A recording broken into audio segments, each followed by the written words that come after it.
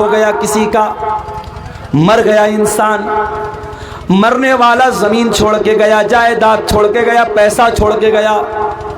اب سوال پیدا ہوا کہ اس کے پیسے کا کیا کیا جائے، اس کی پراپرٹی کا کیا کیا جائے، اس کی زمین کا کیا کیا جائے، اس کی جائیداد کا کیا کیا جائے۔ اسلام کہتا ہے مرنے والے کے پیسے سے سب سے پہلے اس کے کفن دفن کا انتظام کیا جائے، اور کفن دفن کا انتظام کرنے کے بعد یہ دیکھا جائے کہ اس کے اوپر قرضہ کتنا ہے، اس کے قرضوں کو ادا کیا جائے، اور قرضوں کو ادا کرنے کے بعد اگر مرنے والے نے کوئی وصیت کی تھی، اور اگر وصیت کسی مدرسے کے لیے وصیت کی تھی، کسی مسجد کے لیے کی تھی، کسی یتیم کے لیے کی تھی، تو اس کی وصیت کو بھی پورا کیا جائے گا، مگر وصیت 1/3 سے زیادہ نہیں ہو سکتی۔ اگر مان لیجئے کہ 90 لاکھ روپیہ چھوڑ کے گیا ہے تو 90 لاکھ میں سے 30 لاکھ روپے تک کی وصیت کر سکتا ہے، 30 لاکھ سے زیادہ کی نہیں کر سکتا۔ تو پہلا کام کفن دفن کا انتظام، دوسرا کام قرضے کی ادائیگی، اور تیسرا کام وصیت کو پورا کیا جائے گا، اور چوتھے نمبر پر اس کے جو وارث ہوں گے، اس کا باپ ہوگا، اس کی ماں ہوگی، اس کی اولاد ہوگی، اس کی بیوی ہوگی، جو بھی اس کے وارث ہوں گے، شریعت میں سب کا حصہ بتایا گیا، بیوی کا اتنا حصہ، اولاد کا اتنا حصہ، ماں کا اتنا حصہ، باپ کا اتنا حصہ، ان کا حق ان کو دیا جائے۔ مرنے کے بعد بھی اسلام نے ادھورا نہیں چھوڑا ہے، آپ کی زمین کا کیا ہوگا، آپ کے پیسے کا کیا ہوگا، اس کا بھی شریعت میں قانون رکھا گیا ہے۔ مرنے والے کے لیے جنازے کی نماز کا پراودھان رکھا گیا، اور کبھی آپ نے غور کیا جب ہم جنازے کی نماز پڑھتے ہیں، سامنے جنازہ ہوتا ہے، تو جنازے کی نماز میں ہم رکوع نہیں کرتے، سجدہ نہیں کرتے، ایسا کیوں؟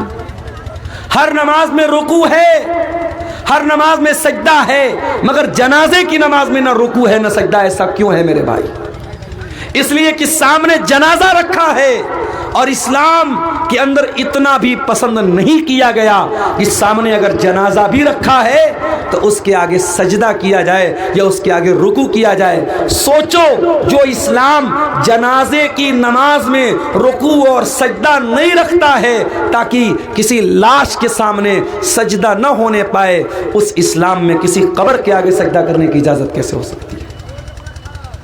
بنگال میں کلیا چک ایک جگہ ہے، کلیا چک میں ایک مسجد میں گیا نماز پڑھنے، پروگرام تھا میرا، وہاں پہ میں گیا تو دیکھا کہ مسجد کے اندر قبر موجود ہے، تو بہت پریشان ہوتا، اہل حدیث کی مسجد ہے اور مسجد کے اندر قبر ہے۔ میں نے کہا بھائی اہل حدیث کی مسجد میں قبر کہاں سے آئی؟ کہا مولانا صاحب بہت پہلے سے یہ قبر ہے۔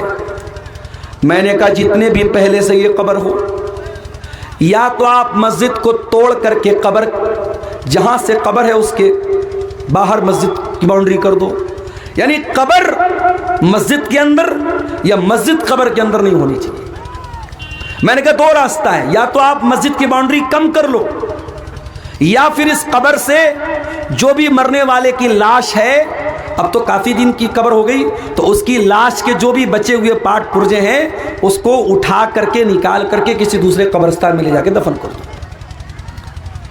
لوگوں نے کہا مولانا صاحب آج تک تو کسی نے بیان ہی نہیں کیا۔ میں نے کہا میں بتا رہا ہوں بھائی، مسئلہ یہی ہے، جا کے فتویٰ لے لو۔ جمعہ میں نے وہاں پڑھایا، جمعہ میں بھی میں نے یہ بات بیان کی، اور میرے یہ جمعہ کا بیان کرنے کے کچھ دنوں کے بعد مولانا جرجیس صاحب کا بھی وہاں پروگرام ہوا، انہوں نے بھی اپنی تقریر میں یہ بات کہی کہ قبر کو مسجد سے نکالا جائے۔ الحمدللہ اس پر عمل ہوا، اور اب وہاں سے مسجد سے قبر کو ہٹایا گیا۔ یہ کوئی معمولی مسئلہ نہیں ہے میرے بھائی، یہ بہت سخت مسئلہ ہے۔ اللہ کے نبی نے اپنی وفات کے لمحات میں، اپنے آخری لمحات میں بھی کہا تھا، لعن اللہ الیہود والنصارى، اللہ کی لعنت ہو یہودیوں کے اوپر، اللہ کی لعنت ہو عیسائیوں کے اوپر، اتخذوا قبور انبیائہم مساجد، انہوں نے اپنے نبیوں کی قبروں کو مسجد بنا لیا، سجدہ کرنے کی جگہ بنا لیا۔ اسلام میں قبر کے آگے سجدہ کرنے کی اجازت نہیں، اسی لیے جنازے کی نماز میں بھی آپ سجدہ نہیں کرتے، رکوع نہیں کرتے۔ اچھا، جنازے کی دعا کتنے لوگوں کو یاد ہے؟ ذرا ہاتھ اٹھا کے بتاؤ تو، کتنے لوگوں کو یاد ہے؟ ایمانداری سے بتانا، جھوٹ موٹ ہاتھ مت اٹھانا۔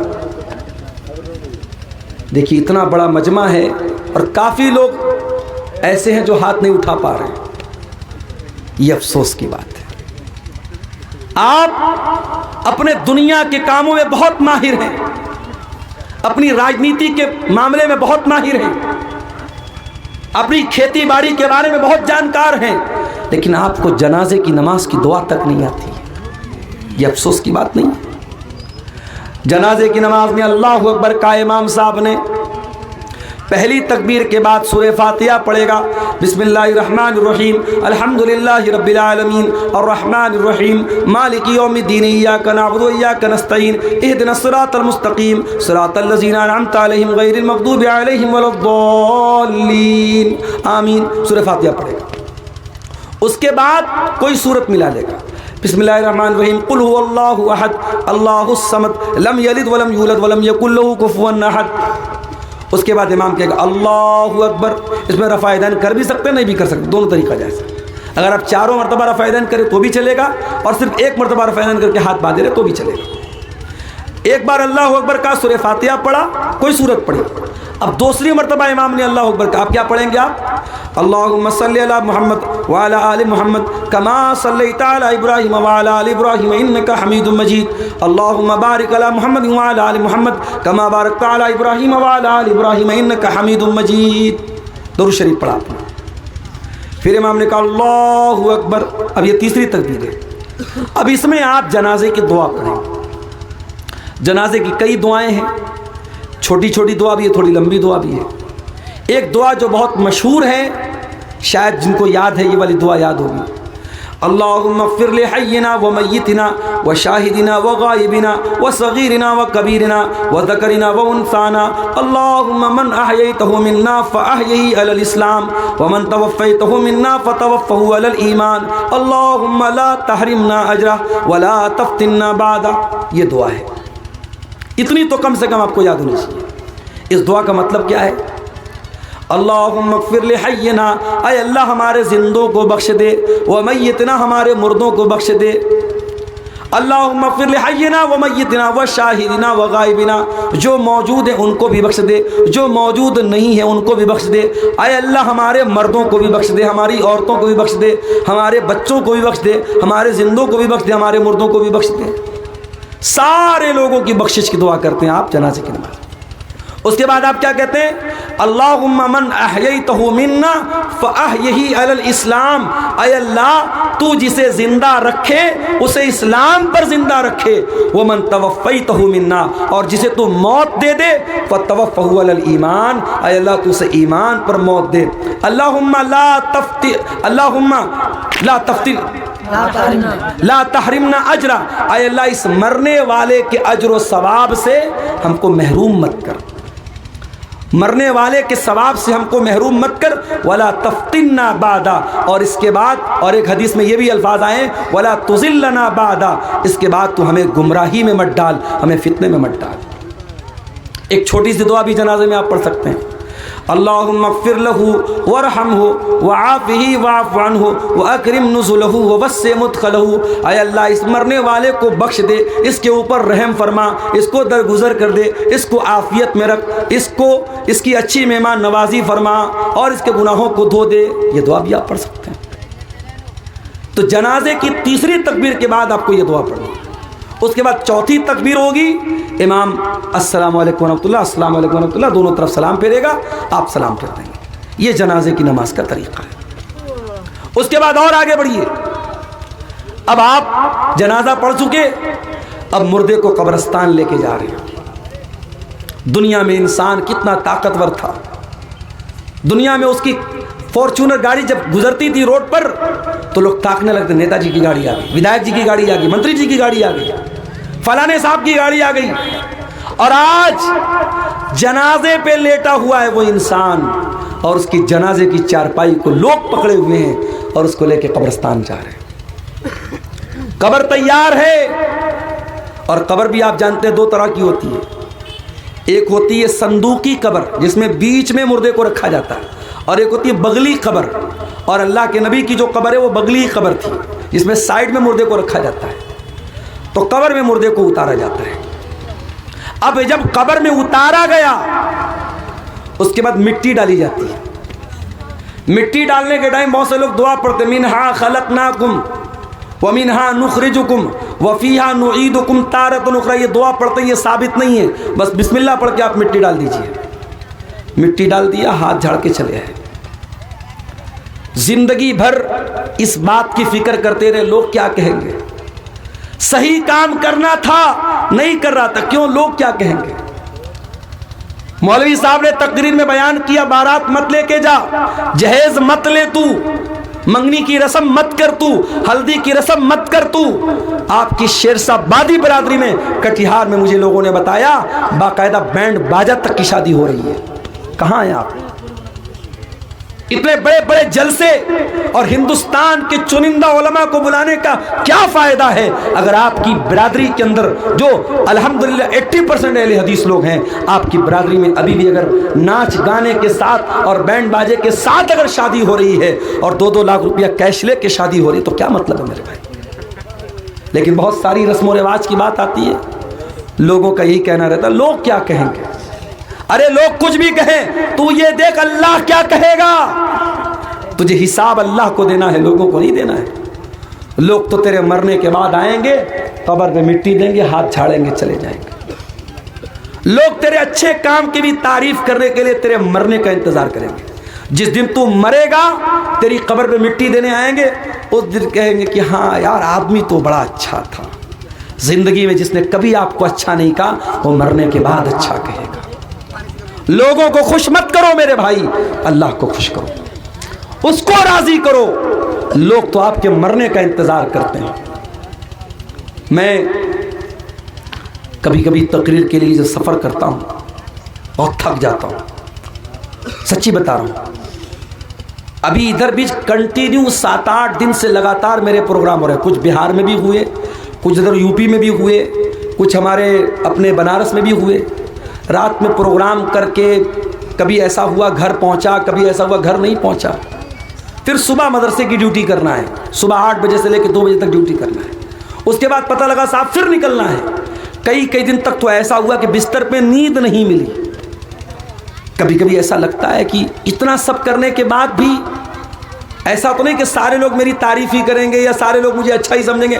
بہت سارے لوگوں کی نظر میں برا بھی ہوں، تو میں لوگوں کے چکر میں کیوں پڑوں بھائی.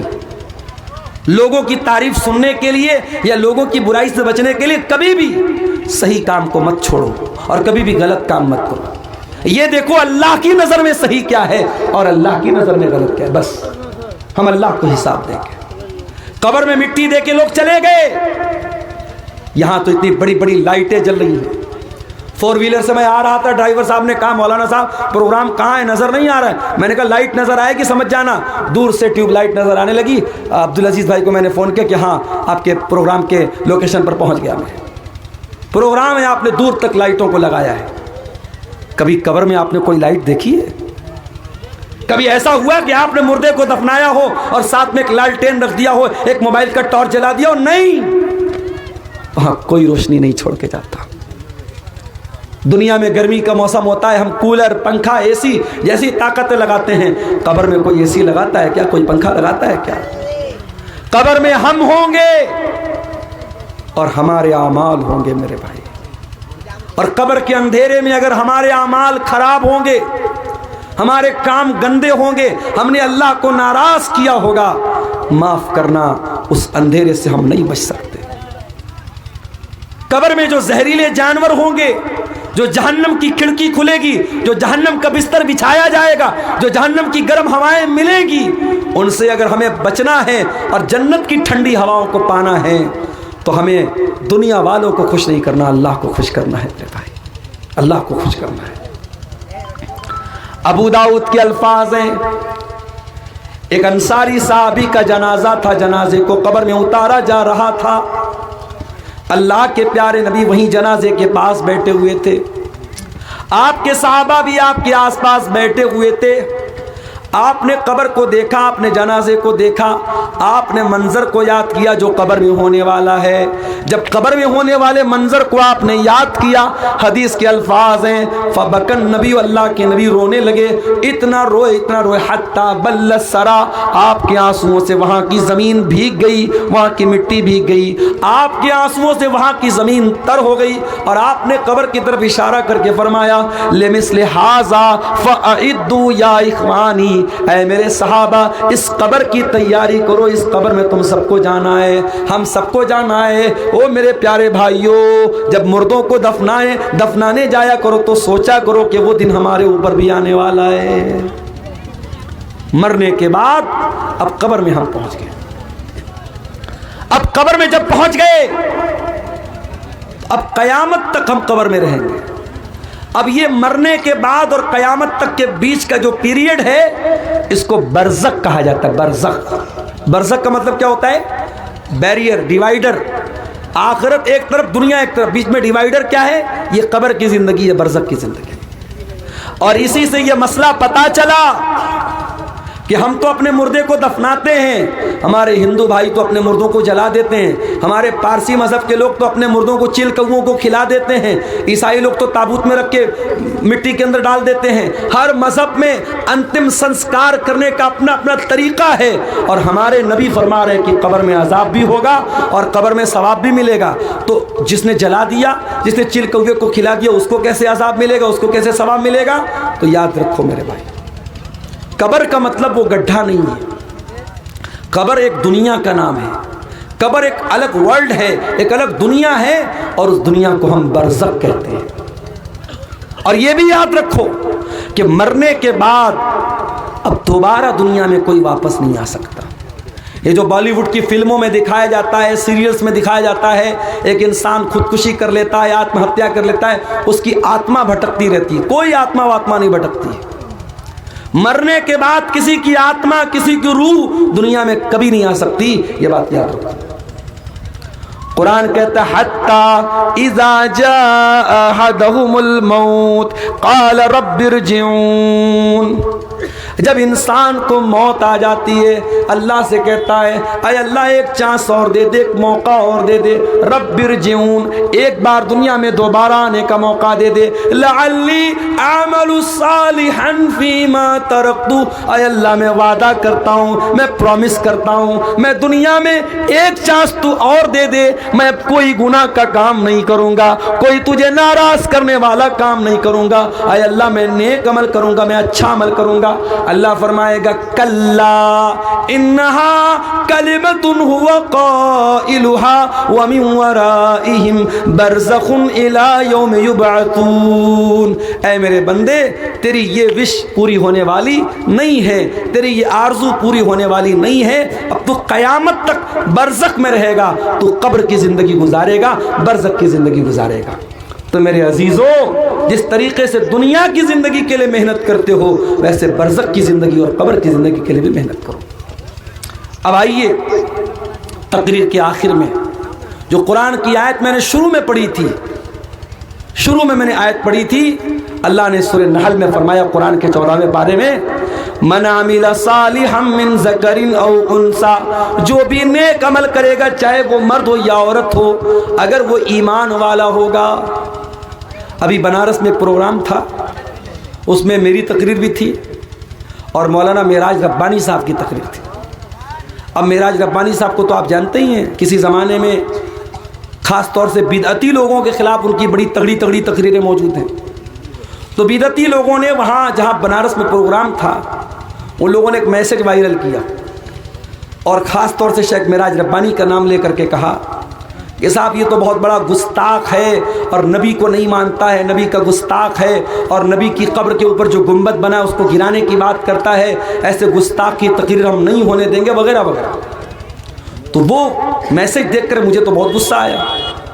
تو کل جب میری تقریر تھی بنارس میں پرسوں، تو میں نے ایک بات کہی، میں نے کہا یہ لمبی لمبی ٹوپی اور یہ لمبی لمبی پگڑی پہن کر کے آپ اللہ کے عذاب سے نہیں بچ سکتے۔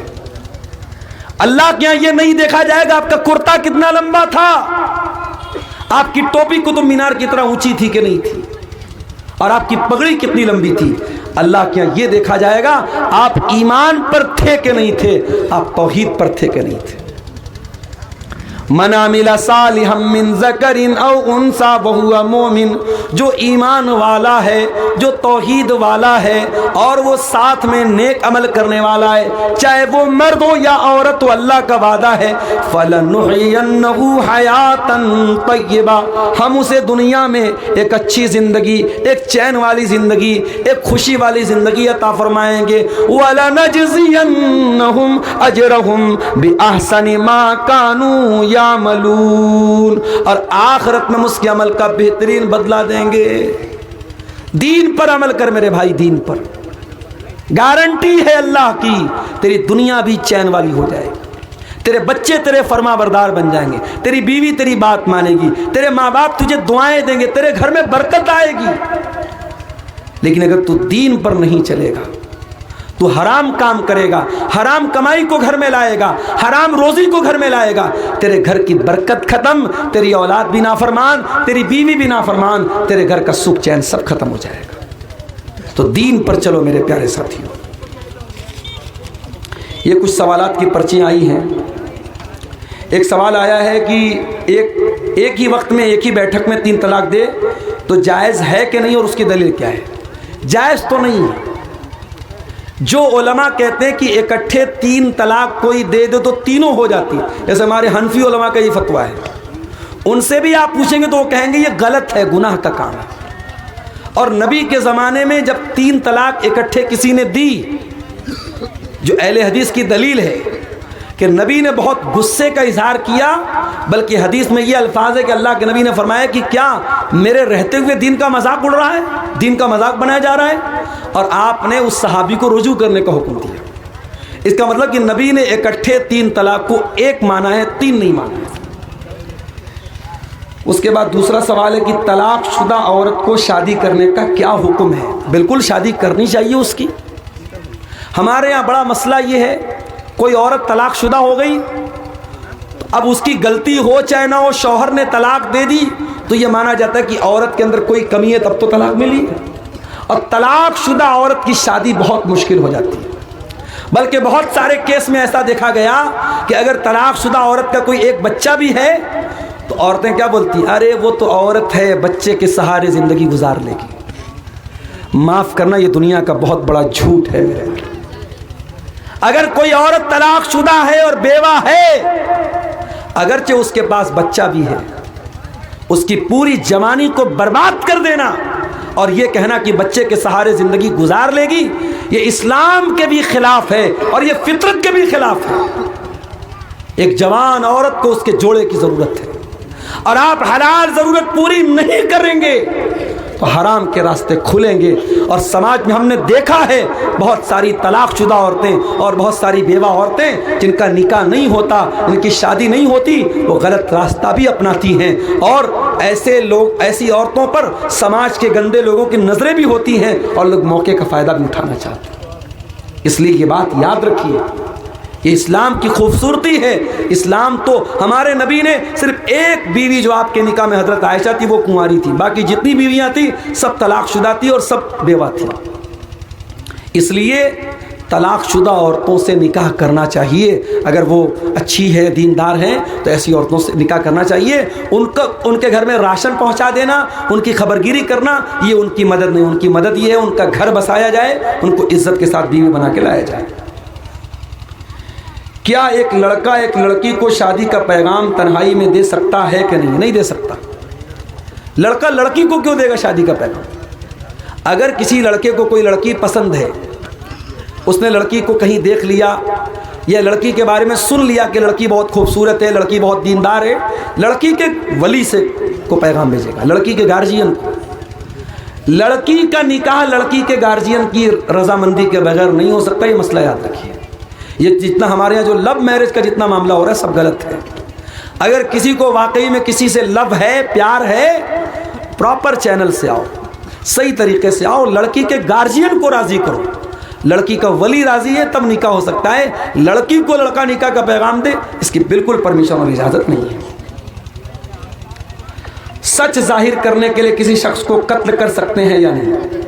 اس کا کیا مطلب ہے بھائی؟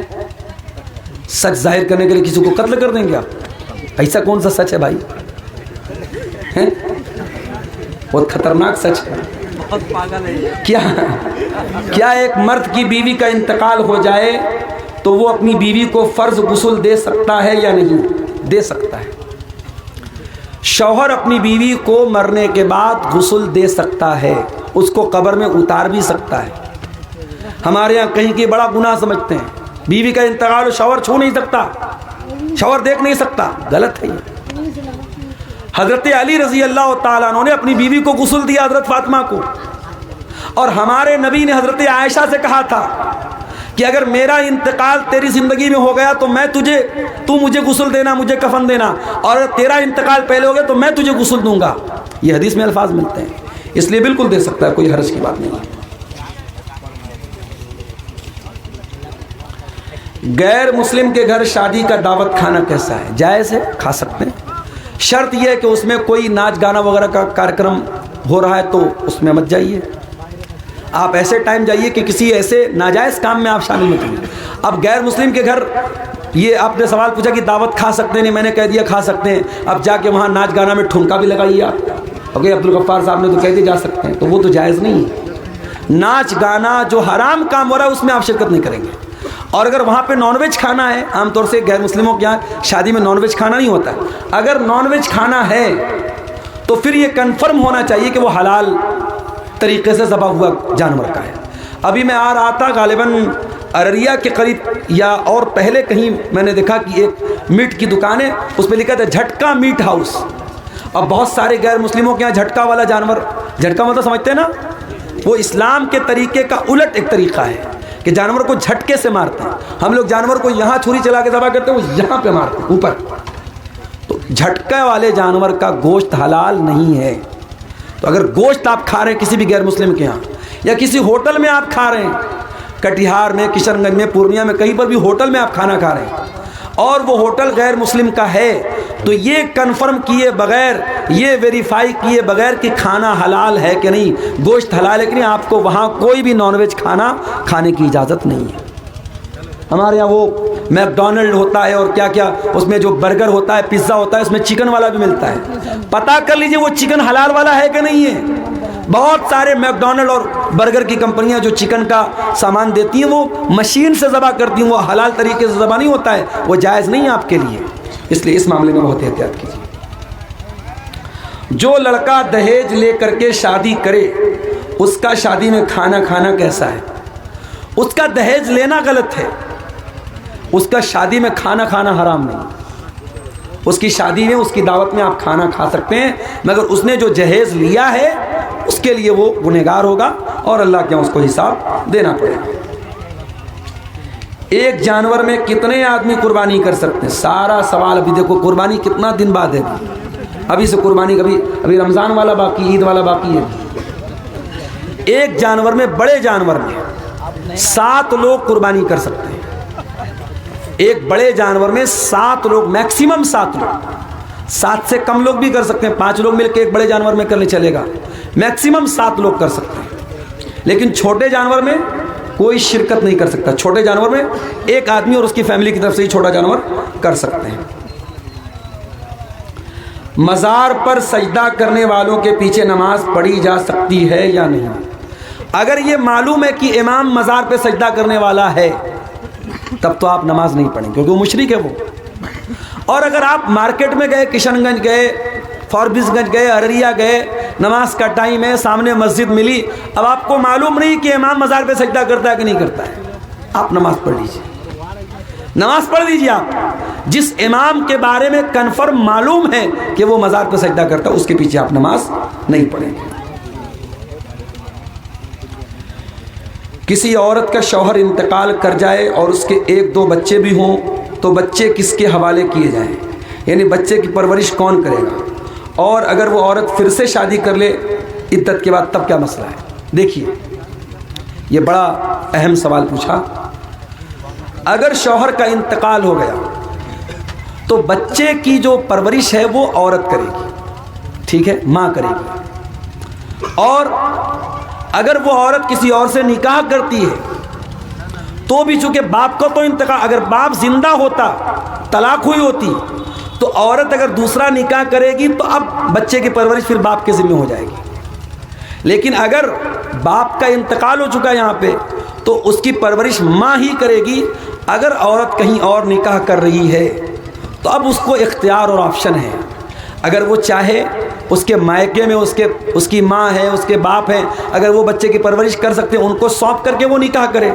اور اگر اس کو لگتا ہے کہ اس کے مائکے میں کوئی کرنے والا نہیں تو وہ کنڈیشن لگا دے نا، جس سے دوسری شادی کرے وہ کنڈیشن لگا دے کہ آپ کو میں اپنے بچے کو بھی ساتھ میں رکھوں گی، اس کی بھی پرورش کروں گی. بچے کو یوں ہی چھوڑا تو نہیں جا سکتا. اللہ کے نبی صلی اللہ علیہ وسلم نے حضرت ام سلمہ کو نکاح کا پیغام بھیجا تو حضرت ام سلمہ نے کہا کہ میری ایک بچی بھی ہے، میری بچی کا کیا ہوگا؟ تو اللہ کے نبی نے کہا تمہاری بچی کو میں اپنی بچی بنا کے پالوں گا، اس کی پرورش میں کروں گا. تب انہوں نے اللہ کے رسول صلی اللہ علیہ وسلم نے نکاح کیا. تو اس طریقے سے اگر شوہر کے انتقال کے بعد عورت کہیں اور نکاح کرتی ہے اور بچی بہت چھوٹی ہے، بچہ بہت چھوٹا ہے، تو وہ جہاں شادی کرے وہاں کنڈیشن لگا دے کہ میں اپنے بچے کو لے کر کے آؤں گی. اور اگر بچہ بڑا ہو گیا ہے اور نانا نانی کے ساتھ رہ سکتا ہے تو بغیر بچے کے بھی دوسرے کے ساتھ شادی کر سکتی ہے، کوئی حرج کی بات نہیں ہے. شاید سوال کرنے والا یہ پوچھنا چاہ رہا ہے کہ شوہر کے انتقال کے بعد کیا دادیال کے لوگ یعنی لڑکے کے گھر والے بچے کو لے لیں گے، ان کی کسٹڈی میں جائے گی؟ تو ایسا نہیں ہے. اگر بیوی شادی نہیں کرتی ہے، جب تک شادی نہیں کرتی ہے یا جب تک بچہ یا بچی نابالغ ہے تب تک ماں ہی اس کی پرورش کی زیادہ حقدار ہے. ہاں اگر وہ دوسری جگہ شادی کر لیتی ہے تب دادیال والے بچے کو لے سکتے ہیں. باقی اس مسئلے کی تفصیل کے لیے آپ کسی ادارے سے باقاعدہ طور پہ فتویٰ نکلوا لیں تو اس کی زیادہ وضاحت آپ کو ہو جائے گی. شوہر کے مرنے کے بعد عورت اپنے جسم سے زیورات نکالتی ہے، کیا یہ ضروری ہے؟ دیکھیے، بیوی شوہر پر جو عدت گزارے گی تو عدت جو ہوتی ہے نا اس میں بیوی کو یہ حکم ہے کہ وہ زیب و زینت نہیں کرے گی. تو زیب و زینت میں چونکہ زیورات بھی آتے ہیں تو زیورات بھی وہ اتار دے گی. بہتر یہ ہے کہ وہ زیورات اتار دے کیونکہ زیور بھی عورت کی زیب و زینت میں شامل ہے. تو چوڑی وغیرہ یا جو بھی اس کے زیورات وغیرہ ہیں وہ اس کو اتار دیں، نارمل کپڑے پہنے، نارمل پوزیشن میں رہے تو یہی بہتر ہے. کیونکہ اس میں عورت کو یہ حکم ہے کہ وہ اپنے مرے ہوئے شوہر کے احترام میں وہ غم کے طور پر کوئی زیب و زینت نہیں کرے گی، کوئی اپنے آپ کو سجانے والا کوئی کام نہیں کرے گی. شادی میں دہیج لے لیے تھے تو اب معافی کے لیے کیا کرتے ہیں؟ یہاں چندہ جمع کر دو بھائی، مدرسے میں لے آؤ جو جہیز میں لیے تھے جمع کر دو، یہاں پہ مدرسے کو ضرورت ہے یہاں پہ. تو بہرحال میرے بھائیوں یہ چند باتیں آپ کے سامنے تھیں. اللہ سے دعا ہے اللہ تعالی ہم سب کو نیک عمل اچھی سمجھ کی توفیق عطا فرمائے.